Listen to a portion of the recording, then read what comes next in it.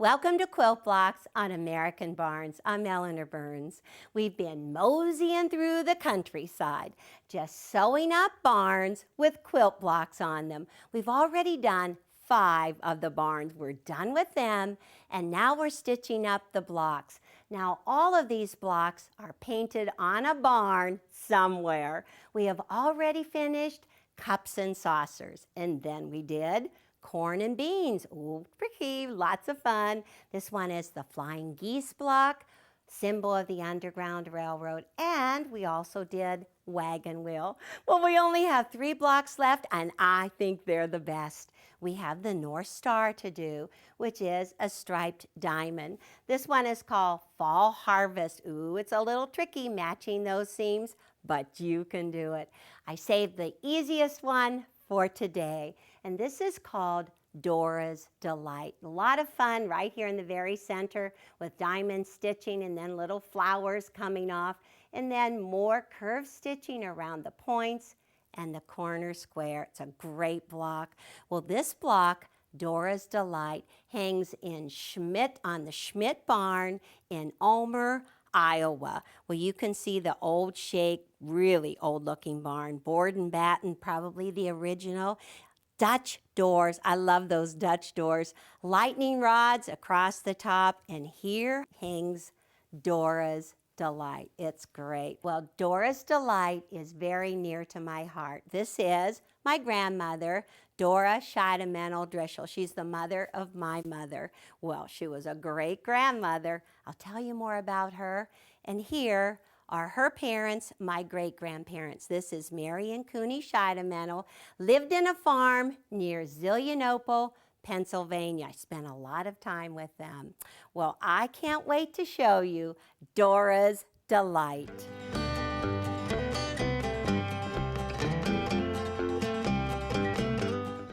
Dora's Delight is interesting to do because there are 3 different techniques in one block. Great learning experience. Well, we're going to start right here with the very center patch.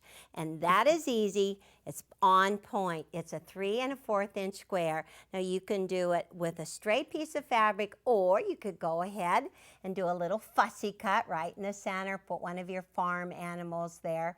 Fun to do. When you cut out your 3 1/4 inch square, make sure you cut it on point because it ends up on point. Now those side triangles are 3 1/2 inch squares. It's going to be a lot to remember, but just take the 3 1/2 inch squares. You need to have 2 of them.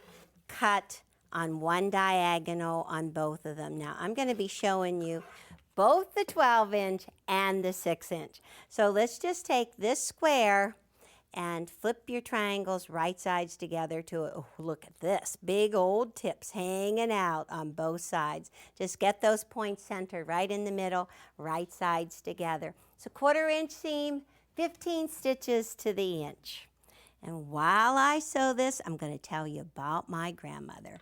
She ended up having, first she had 8 children. That is a lot of children in my opinion. Okay, I've just got that lined up right along there. 8 children, and then they went on, and with those 8 children, they had 25 children. That's amazing to me. So my grandmother had 25 of us that she had to know our voices on the telephone. Of course, every time we called, she would say very sweetly, "And who is this?" We were ready for that. Okay, I have both of those triangles sewn on both sides, so just go ahead, set these seams, and press them open. Okay, one side, the other side, and just flip open on both. And the seams are behind the center square. Pretty easy to start with. Now, we've got to get rid of those tips. It's too hard to sew the next triangles on, so just put a ruler, cut off the tips straight on one side, turn it around on the second side, and then just trim those off, catch them up, get rid of them. And now these 2 pieces are just going to go on the opposite sides. Just find the center point. Oversized, so don't worry about it if you don't hit it right in the very center. Now it might be easiest if you sew it from this side. That way you can keep the seams going as they are pressed.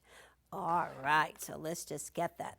You can actually see how much is hanging out up here at the top and on the other side. So if you have those equal, then you'll know that it's centered right in the middle. So down one side and then across on the other side. Well, my grandmother lived about 1.5 miles from us, and we would always wait till her baking day. We just couldn't wait. I swear, 1.5 miles away, we could smell my grandmother baking her bread. So we would, the kids, there were 5 of us in our family. We made up part of the 25. So we would just head on over, take that walk, get there just in time as the bread was coming out of the oven. Okay, look at that. That looks good, huh? So now just set the seams again on both sides. One, turn it around on the second side, and then press them open. Well, the beauty of this is it's oversized, so we're going to square it up to 4.5 inches, the perfect size. Well, you could just use a square up ruler, but we have something special. It's called the fussy cut ruler, and it is 4.5 inches. It has little tick marks right here, and so you put the X going right down through the middle and line up the little tick marks right on those seams. I'm going to get that centered perfectly right in the middle. Okay, just hold it down. It would help if you put something on the bottom so that your ruler didn't slip and slide. But if you put it on a small mat, oops, it slipped just a little. Got to keep that perfect. And then just go ahead and turn your ruler so that you trim on all 4 sides. And then you have that squared up perfectly, right with the square in the middle. Okay, this is for the 12-inch finished block, and we've got this little guy right here. You can also do it in 6-inch. Here's the little center. This ends up being just 2.5 inches. So we have this other, I think this is the cutest one, a cute little 2.5-inch fussy cut ruler. Repeat it with the same thing. Let's get it centered on there. Oh, I've got it turned around. Okay, turn it around like this. Put the X right down through the middle. Put the little tick marks right on the edges. Make sure you have your 1/4-inch seam. And that's the good thing about this being oversized, because you always have your 1/4-inch seam so that when you sew that in, you've got it perfect. 4.5 and 2.5. The first one of the rulers, I'm on to the other 2. I'm working from the center out. We have the star points to do now, and these are really pointy guys. Well, we've got 4 of those. Everything works in groups of 4, but to make 2 of these star points at a time, you need to have 2 rectangles. Can't do it with just 1 rectangle for 1 star point. Take a pair of rectangles that are 3 by 6 and make sure they're wrong sides together. This is that tricky mirror image kind of thing. This gets me every time. But just take your ruler, cut it in half so that you have 2 stacks. Now just take one of these, 1/2, and open it, and then you see that you've got the points for one of those. So let's just set that there. We can take this one, stack it up on top, and we are ready for the white part, for the triangle inside. So take this ruler. It is very special. It is a triangle with a very blunt top on it, and it's this blunt top that makes it easy to match up at the top. So line it up with the bottom. Line the ruler up with the bottom. This is a 5-inch strip, and just take your rotary cutter, hold your triangle down, trim up one side, pull that away, just turn around and cut down the other way. This part, get rid of it. Now take your ruler and just rotate it around so that you can go ahead and use that last cutting line that you just made and cut a second one. And actually, we've got all 4 of these triangles ready. Turn them all right side up and stick them right in there. Perfect. I'm just going to set that aside.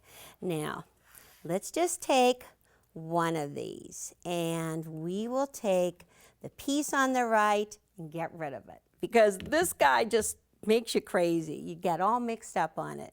Let's just put one white triangle here and flip it to the left. And at this point, you line up the blunt top so that you have this triangle right in there. That's your match point. Down at the bottom, line it over. You've got a great long tip, kind of spiky, hanging out on the bottom. So that's your match points. You've got the triangle here and that big spiky point down at the bottom. And we're ready to sew. No scant quarter seam on this. You have to use a perfect 1/4 inch seam so that whenever you start sewing, then the stitches start right at that edge of that blunt point. Line it up, got that little peak at the bottom, just zip right along there and cut your threads. This is tricky for people because of the mirror image, but you just follow it step by step, you'll do fine. Now, you can see how that starts right up there, how it lines up on the top. Just take this piece and press towards that red. Okay, take the second one. This is the right one we sent aside, and this becomes our match point now, right up at the tip. Flip it right sides together and line up that tip. All fingers there. Perfect. So that's the match point on this side. So get it all lined up and zip right down there. It's interesting when I think about my grandmother because I always think of her kitchen and exactly what went on in her kitchen. Her baking her bread, she did jams, and it seemed like she had a dining room, but we never even sat in it. It was always the kitchen at that big farm table. And what's the funniest thing, I remember her sink, and we all drank out of the same cup. Times have changed, huh? So now we've got this point sewn right here. You can see it on the back side. Just press this seam towards the triangle, towards the red triangle. And we are ready to square this one up. Now, we have a second ruler, and it's the square up ruler. You can see green lines on it and red lines. We're going to follow the green lines. And you just take the green line, slide it onto the white. There is a 1/4 inch line across the top, so you line that up completely. And what is unique about this ruler is that it intersects 1/8 inch away from the edges. It would be easy if it went right out to the corners, but it's 1/8 inch in. Here we've got that perfect 1/4 inch. Have it on the small cutting mat. Hold it down tight. Really love all of these pieces that go on the cutting mat, and you can just turn them around. Don't let them slide. This is also 4.5 inches. And just gather these up and get rid of them. And look and see, there's that 1/8 inch out on the outside edges. So we're just going to put 4 around there. Going to have to get that last one all squared up. Just remember that the points all point in towards the center. Now the 6 inch is a little different, such a cute little guy, but we're going to use the 2.5 inch fussy cut ruler again for this patch. So just take the 1/4 inch line on the ruler and just line it up at the top. I've got that 1/4 inch seam, and when you put the corners down, again, you have those 1/8 inch seams from the outside edges. So let's just cut off one side, just keep on turning around. And you know, besides my grandmother inside baking her bread, my grandfather sat in that window, looked out all day long. His window was right up above the chicken coop. Okay, so let's see. We've got this one going right in here. We've got the 1/4 inch seam, the 1/8 inch. We've just got those little corners to finish the block. We are moving. We're on the outside corners. They are piece squares, background, and a medium. Now you can turn them so that the medium goes out in all of the corners. Or if you'd like, you can turn that medium in. This is actually what the Schmidt's barn had on theirs. It's great. Well, to do the 12-inch block, you need to have rectangles. They are 5 by 10. The two pieces are right sides together. Did my work halfway through. First thing you want to do is draw a center line at 5 inches, then turn your ruler and mark diagonal lines going up and down. And then on the small one, the 6-inch, it's a 3 by 6. Do the same thing. And then you just sew a 1/4 of an inch away from both sides. Then I always like to cut exactly as I mark. So just start in the middle, cut it in half, and then just pick up your ruler, keep those pieces together. If you put your ruler on point, you can just zip up and zip down, and you've got all 4 done. Now I like to use the 6.5-inch triangle square up ruler to square up these patches to 4.5 inches. Now turn your ruler so that the 1.5 is at the top. We want to find the 4.5-inch line, which is the size that we have been making all of our patches. You put the 4.5-inch line right on those stitches, and it's just a little extra. If you're straight on one side, you can line up the ruler right along that edge so you don't even have to trim. Then you just zip off that edge that is extra, and while you're at it, don't bat an eye, but just cut off those tips. Now at this point, you're going to put it on your pressing mat, set the seam, open, and press toward the medium. That's it. You've got all 4 ready to go, and just place them right in there. Now when you sew those vertical rows together, works great, everything will lock. Go down the first row, and then when you go back across, you want to press the seams away from the points on this end and then towards the center on that very last seam. Press it flat. Very delightful. As a tribute to my grandmother Dora, we made this beautiful, delightful wall hanging with 8 stars in it, 1 for each child. There are 4 12-inch stars sewn together in the very center, and then they're just put on point. These are 6-inch stars around the outside edge with triangles added to each side, and then a beautiful mitered border on the outside edge. You know, those miters are actually fun to do.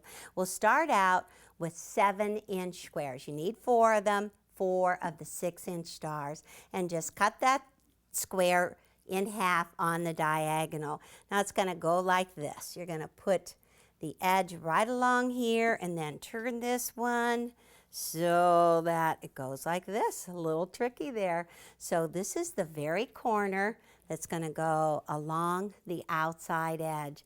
Then take a 4.5-inch border strip and a 1 1/4-inch folded border.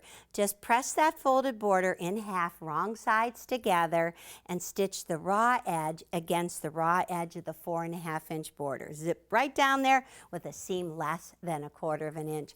Have this sewn together, this, and then take and flip your star right sides together to your border strip 5.5 inches down from the top. I'm a whiz. Look at this. It's already done. And then take your 45-degree angle on your ruler, line it up, and just cut off the bottom half, because this half is what you're going to use to put on the opposite side. So let's start up here. Make sure that you have enough for your miter. So it needs to be at least the width of that border, and just flip it right sides together right at this point. Helps if you have a pin, because we're going to leave a 1/4 of an inch open. Let me see if I can get this moved around here, because I left it open 1/4 inch. And let's just take a pin, stick it in, and you want to make sure you have everything folded back out of the way, and then just sew right along here. Pretty fun to do a miter. Just have to remember to get everything, what do they say? Make sure your ducks are all lined up. You don't want to catch anything underneath, and always leave that 1/4 inch open. Okay, I think I have it.